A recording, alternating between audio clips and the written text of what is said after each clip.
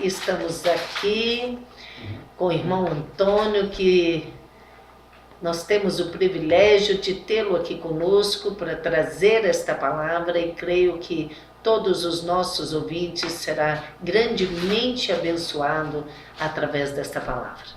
Amém? Amém. Gostaria que você, ouvinte, neste momento, pudesse pegar a sua Bíblia e fechar os seus olhos, que nós vamos pedir novamente a direção do Senhor para que Ele abra o seu coração para ouvir aquilo que Ele quer te falar. Se você, não existe nada por acaso, não existe nada que aconteça simplesmente por sorte. O nosso Deus, Ele controla absolutamente tudo.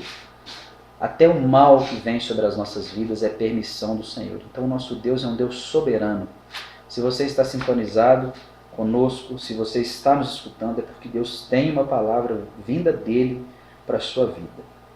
Vamos orar. Senhor, nosso Deus, nosso Pai, pedimos neste momento que o Senhor esteja abrindo os corações de cada um de nós, que o Senhor esteja abrindo os corações de cada ouvinte, em cada lar, em cada carro que está escutando neste momento as minhas palavras. Eu te peço, ó Deus, abre o coração e que seja o Teu Espírito falando e não eu. É o que nós te pedimos em nome de Jesus. Amém. Se você está com a sua Bíblia, eu gostaria que você abrisse Isaías capítulo 47, versículo 7, a partir do versículo 7 até o versículo 11. Isaías 47, de 7 a 11, diz assim a palavra do Senhor. E disseste, eu serei senhora para sempre. Até agora não tomaste a sério estas coisas, nem te lembraste do seu fim. Ouve isto, pois, tu que és dada a prazeres, que habitas segura e que dizes contigo mesmo, eu só, além de mim não há outra, não ficarei viúva, nem conhecerei a perda de filhos.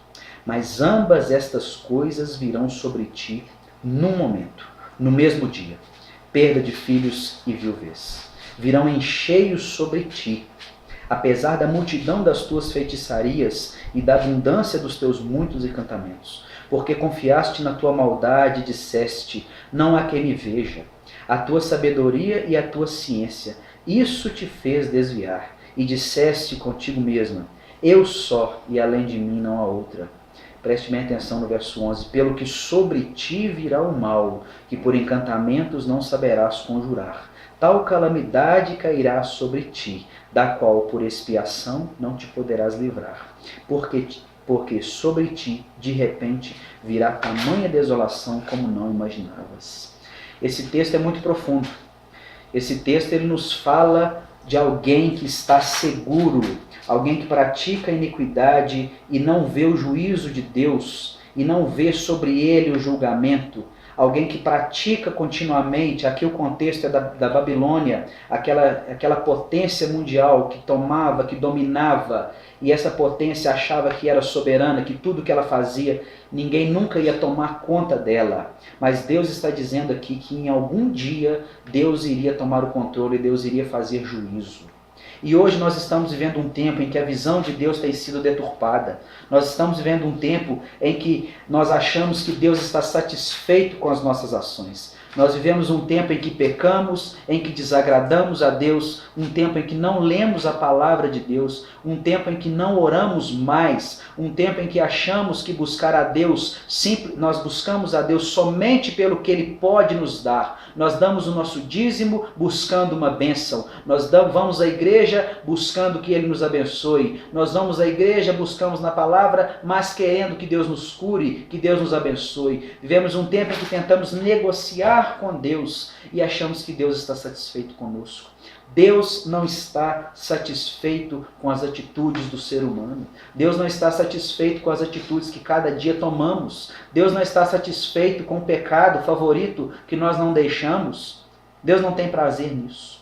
E há um dia de juízo determinado sobre toda a terra. Há um dia que Deus designou um varão, de acordo com Atos 17, 31, em que Deus há de julgar o mundo com justiça por meio do varão que destinou, e disso deu certeza a todos, ressuscitando entre os mortos, através de Jesus. Deus há de julgar todas as nações, Deus há de julgar todo aquele que está confiado em si mesmo, todo aquele que acha que pode agir como quer e não vai ter a recompensa pelos seus malfeitos. Nós achamos que Deus se esqueceu de nós, nós achamos que Deus não olha mais para nós. Nós achamos que Deus não é mais onipresente, que Deus não vê o nosso pecado e que Deus não pedirá a conta desse pecado.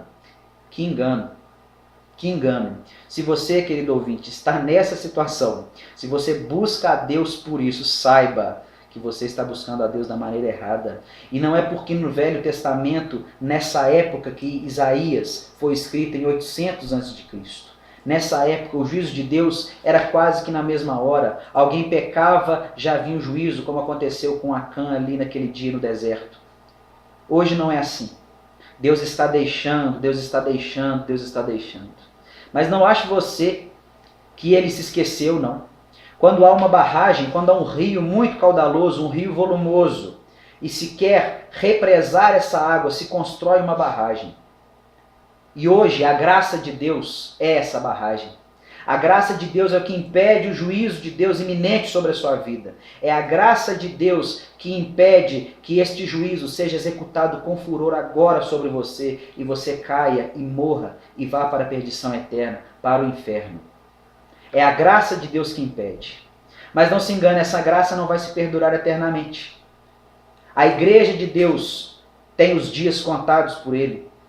Nós temos os nossos dias contados. E haverá um dia em que Deus, a sua paciência se findará. Ele é longânimo, mas a sua paciência não é infinita. E um dia Deus pedirá conta dos nossos pecados. Deus pedirá conta daquilo que fizermos. E assim como aquela barragem que segura um rio, essa barragem quando se rompe, o estrago é muito pior. Assim será. Porque o dia da graça que nós estamos vivendo é um dia em que Deus está postergando a sua paciência, Ele está postergando, Ele está deixando, amanhã eu faço, amanhã eu faço, amanhã eu faço. Mas vai chegar um dia que Ele vai cumprir. E Romanos 1,18 diz assim: porque do céu se manifesta a ira de Deus sobre toda a impiedade e injustiça dos homens que detêm a verdade e injustiça. A impiedade significa pecado. Impiedade significa pecado. E não haverá escape no dia do juízo de Deus. No dia do Senhor, a palavra de Deus nos adverte 19 vezes no Antigo Testamento e 4 vezes no Novo, a respeito do dia do Senhor, que é um dia grande e muito terrível. E esse dia do Senhor pode acontecer a qualquer momento, se a trombeta de Deus soar e nós, a igreja, aqueles que são salvos por Jesus, forem encontrar com Cristo nos ares e nós formos arrebatados, esse dia se começa. E a palavra de Deus diz em 1 Reis, capítulo 19 e 17, que o que escapar da espada de Azael, Jeú o matará. Quem escapar da espada de Jeú, Eliseu o matará. Azael significa a justiça geral de Deus sobre toda a terra. Azael foi um rei sírio que oprimiu o povo de Israel durante todo o seu reinado. Não oprimiu alguém em específico, mas oprimiu todo o povo. Então Azael significa a justiça de Deus sobre todo o povo, em geral. Se alguém não viver até o dia da grande tribulação, em que a espada de Azael, no sentido figurado, vai atuar, a espada de Jeú vai o apanhar. Quem foi Jeú? Jeú foi quem julgou Acabe, a casa de Acabe, matando Acabe, Jezabel, Acasias, Jeorão. Jeú foi quem executou a ira de Deus individualmente, não sobre todo Israel, mas individualmente. Então, se você escapar do juízo geral de Deus, se você escapar da espada de Azael, pode ser que a espada de Jeú te apanhe, pode ser que a justiça de Deus individualmente sobre os seus erros te apanhe. Mas se você escapar da espada de Azael, da espada de Jeú, a palavra de Deus diz que a espada de Eliseu o matará. O que escapar da espada de Azael, Jeú o matará. Quem escapar da espada de Jeú, Eliseu o matará. Quem é Eliseu? Eliseu foi um profeta que falou a palavra de Deus. Se você escapar do juízo geral de Deus pela grande tribulação, se por algum momento você escapar da justiça divina, terminando essa vida numa boa, mas sem Jesus, pode ter certeza que a espada de Eliseu, o peso da palavra de Deus, vai ser contra a sua vida. Porque Deus não se agrada na impiedade. E Deus executará o seu juízo. A palavra de Deus fala que todos os pecadores morrerão, os quais dizem: o mal não nos alcançará, nem nos encontrará, no livro de Amós, capítulo 9, verso 10. E a palavra de Deus diz em Isaías 13:9 que o dia do Senhor é para destruir os pecadores. Esse juízo de Deus está pairando sobre as nossas cabeças. Nós somos injustos.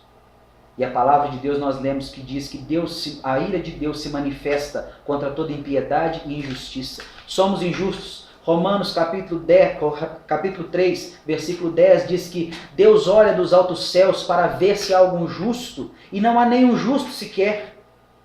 Talvez você pense assim, mas eu sou uma boa pessoa, eu não mato, eu não roubo, eu não adultero. A palavra de Deus está dizendo que você não é justo. Apesar de ser uma pessoa que aos olhos da sociedade é uma pessoa boa, mas aos olhos de Deus, Deus conhece o seu íntimo. A palavra de Deus fala que se nós odiarmos o nosso irmão, nós somos assassinos. Então você, se tem alguém que você odeia, você é um assassino. A palavra de Deus fala que se nós olharmos para uma mulher com intenção impura, nós já pecamos. Então pode ser que você não mate alguém, mas se você olhou para uma pessoa com intenção impura, você já se tornou um adúltero.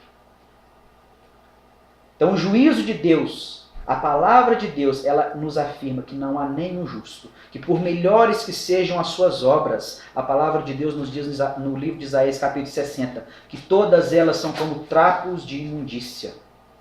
Tudo aquilo que fizermos jamais poderá comprar o perdão de Deus. Por isso nós estamos com a ira de Deus pairando sobre a nossa cabeça. É a guilhotina que já está sobre o nosso pescoço e poderá ser executada a qualquer momento esse juízo. Davi fala, eis que os meus dias estão contados. Como é a sua situação? Você tem negligenciado a Deus? Você tem buscado a Deus somente pelas bênçãos que Ele dá? Esquecendo-se que você é um pecador e que precisa do perdão dEle? Será que Deus é injusto quando executar a sua ira sobre a sua vida? No Salmo 51:4, Davi fala assim, pequei, e por isso tu serás puro quando julgares. Davi está dizendo assim, eu pequei, então Deus não vai ser injusto quando Ele julgar. Lamentações 1:18 fala assim, justo é o Senhor, pois eu me rebelei contra a sua palavra. Quando nós nos rebelamos contra a palavra de Deus, Deus não é injusto quando envia o seu juízo. Deus não é injusto quando envia a condenação. Só que nós vivemos no Evangelho em que sempre existe um mas. Sempre existe um mas. Nós, seres humanos, estamos condenados ao inferno. Lucas capítulo 16, verso 23 a 25, vai nos contar da parábola, do fato, aliás, do rico e Lázaro. Aquele rico que morreu e estava em tormentos. E há este lugar. Não se engane. Apesar de que muito pouco hoje se fala, apesar de que esse evangelho tem sido vendido, apesar de que hoje vivemos um tempo de evangelho vendido, muito pouco se fala sobre a eternidade. Vamos a cultos em que se fala só sobre essa vida, só sobre o que Deus pode fazer, o que Deus pode curar, o que Deus pode abençoar, e nada se fala a respeito da eternidade, sendo que Paulo fala, se esperamos em Cristo só nessa vida, somos os mais miseráveis de todos os homens. Sendo que a verdadeira razão do Evangelho é salvar o homem do inferno. E esse inferno é o juízo de Deus. A essa ira de Deus que falamos se resumirá no inferno. Todos nós estamos condenados a esse inferno. Porque a palavra de Deus nos diz, como dissemos, Romanos 3:10, não há nenhum justo. Romanos 3:23 fala, todos pecaram. Então você pode ser uma pessoa boa, indo na igreja toda semana, mas você é um pecador. E se você é um pecador, no livro de Isaías nós podemos ler que os nossos pecados, Isaías 59:2, fazem separação entre nós e o nosso Deus. Então somos pecadores e estamos separados. Salmo de número 9, versículo 17, diz assim, que os ímpios serão lançados no inferno, e todas as gentes que se esquecem de Deus. Ímpio é quem é impuro. Ímpio é quem não é puro. Ímpio é quem é pecador. Todos somos pecadores. Então essa sentença, é essa a ira de Deus que está sobre a sua cabeça. É essa a ira de Deus que está sobre a minha cabeça. A fúria de um Deus irado que somente pode ser contida por Cristo. E hoje estamos negligenciando. E hoje estamos achando que temos direito de negociar com Deus. Que direito temos? Que direito temos? Somos pecadores. Somos condenados ao inferno. E o que você vai fazer, querido ouvinte? O que você vai fazer? E se o Evangelho terminasse aqui? E se a minha pregação terminasse aqui? O Evangelho seria a notícia mais triste que já se ouvira. Será que é possível, então, já que o pecado é o problema, já que é o pecado quem me separa de Deus, já que somos pecadores, será que o pecado tem como ser removido?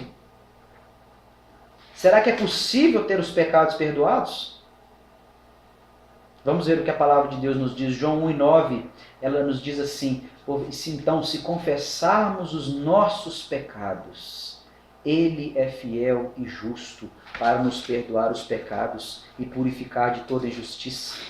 Essa é a boa notícia que eu tenho para você nessa tarde. Eu não vim aqui nessa tarde, Deus não me chamou nesta tarde aqui para dizer que vem para a igreja que você vai virar empresário, vem para a igreja que você vai ser rico. Não. Deus me chamou nessa tarde aqui para dizer para você que me ouve, que você é um pecador, mas que existe solução.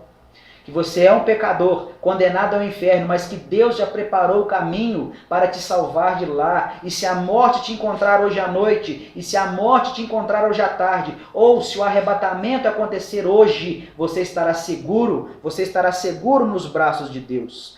1 Pedro capítulo 3, verso 18 diz: pois também Cristo morreu uma única vez pelos pecados, o justo pelos injustos, para conduzir-vos a Deus, morto sim na carne, mas vivificado em espírito. É só o sangue de Jesus que morreu lá na cruz do Calvário que pode nos livrar do pecado, que pode nos livrar do inferno. Então eu convido você, ouvinte, que você neste momento possa estar no seu lar, no seu carro, que você faça uma oração neste instante e fale assim: Senhor Deus, eu reconheço que eu sou um pecador, eu reconheço que pelos meus pecados a tua ira paira sobre mim, mas eu reconheço que o sangue de Jesus Cristo me purifica de todo pecado, por isso eu aceito esse sangue, por isso eu aceito esse sacrifício e tomo Jesus Cristo como meu Senhor. Romanos 10, versículo 9 diz assim: se com tua boca confessares Jesus como Senhor, e em teu coração creres que Deus o ressuscitou dentre os mortos, serás salvo.